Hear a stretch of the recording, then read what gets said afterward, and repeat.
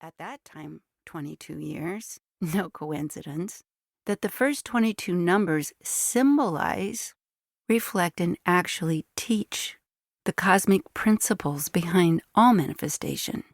And in addition to the spiritual importance of the first 22 numbers, the Hebrew alphabet is composed, not coincidentally, of 22 letters, each corresponding to a number that represents a spiritual law.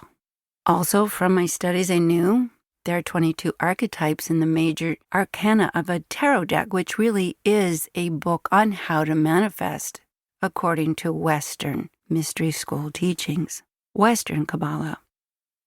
And it really did compose a very large part of my spiritual background and education. I did know from these traditions that 22 is an important number. It's even a sacred number. It's the number that helps us understand the principles one by one that manifest and teach us to manifest in what is creation school, our life here on earth. I did follow through with those instructions and did create that book.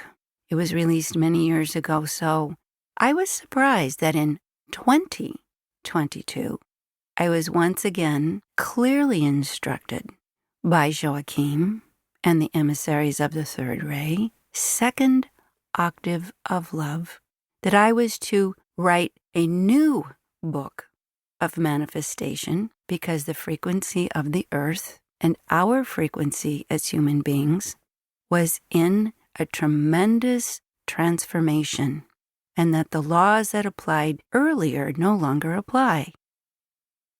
Now, granted, there still will be 22, they said, but they have to be adjusted because the original 22 principles spoke to humanity manifesting primarily in the third dimension, which is the dimension of physical density, time and space. But as they pointed out, and I certainly could agree, our Earth is changing rapidly, almost if we're not aware spiritually, in a frightening way. First came the pandemic, then came tremendous and relentless Earth changes. The structures of our society and culture that had been manifested in the old paradigm of the third dimension, which was primarily power and control, were crumbling. And to watch it from the outside, it was quite a mess.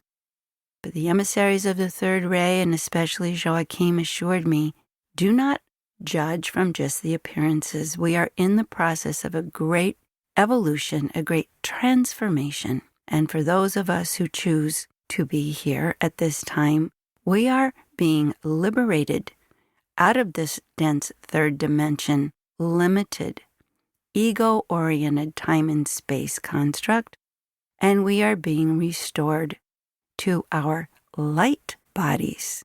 We are becoming multidimensional human beings at a tremendously rapid pace. I was instructed that I was to write a new book, share a new set of principles in how to manifest in the fourth and fifth dimension of our spiritual existence, our spiritual being. The third dimension, they explained, is the dimension of the human physical form, the paradigm or point of view of which is primarily out of the ego. And the ego is an illusion that creates this feeling of separation.